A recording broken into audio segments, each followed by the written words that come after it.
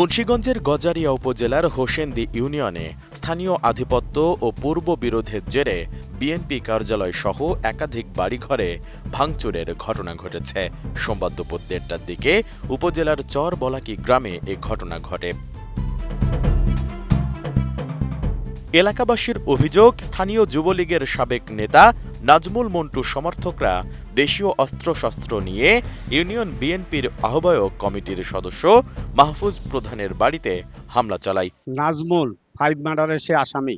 আওয়ামী লীগ গজারিয়া থানার যুবলীগের হইল সহসভাপতি এবং হোসেন্দি ইউনিয়নের সভাপতি মন্টু চেয়ারম্যান। তারা দুইজনে এই দেশটাকে শোষণ করে খাইতেছে এবং আওয়ামী লীগের পিরিয়ডে আমাদেরকে অনেক লাঞ্ছিত করছে এবং আমাদের কয়েকবার ঘরবাড়ি ভাঙছে। নাজমুল খুনি 5টা মানুষ মার্ডার করলো, কোনো বিচার তো হইতে আসেন না।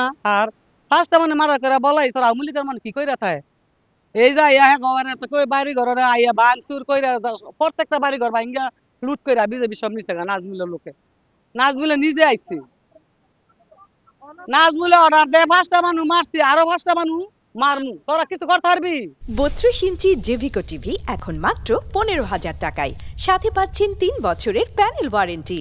5 মার্ডারের আসামি, প্রধান আসামি, মামলাটা এখন রানিং চলমান। প্রশাসনে এখনো তার ব্যবস্থা নেয় নাই। 5টা মানুষ মারছে, 2জন মানুষ গুম করছে। তারপরে এখনো আবার এই পায়তারা করতেছে মানুষ মারার জন্য। এই যে আজকে যে ঘটনা, আমরা কেউ ছিলাম না। বিএনপির ক্লাব ভাঙছে, ভাঙচুর করে বাড়ি 10-15টা বাড়ি ভাঙছে। ভাঙ্গিয়া ভাঙচুর করে কিছু টাকা ছিল, স্বর্ণ অলঙ্কার হয়েছে, লুটপাট করছে, মনে করেন অনেক কিছু নিছে ওরা। এই যে আওয়ামী লীগের আমলে ওর কাছে অস্ত্র আছে, ঠিক আছে। মন্টু চেয়ারম্যানের মন্টু চেয়ারম্যান তো আপনার এই আওয়ামী লীগের সভাপতি। এই সভাপতি ডরে ওর কাছে অস্ত্র আছে এটা কেউ বলে না। আজকে 10 থেকে 12 রাউন্ড গুলি ফুটাইছে কামাল করে নাম, ওই বড় সন্ত্রাস। স্থানীয় সূত্রে জানা যায়, এলাকায় আধিপত্য বিস্তারকে কেন্দ্র করে দীর্ঘদিন ধরে সাবেক যুবলীগ নেতা নাজমুল ও মাহফুজ প্রধানের মধ্যে বিরোধ চলে আসছিল।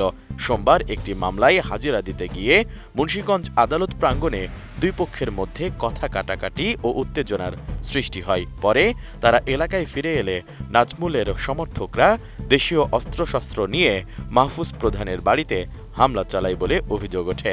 হামলাকারীরা এ সময় বাড়ি ঘরে ভাঙচুরের পাশাপাশি স্থানীয় বিএনপির কার্যালয়েও ভাঙচুর চালায়।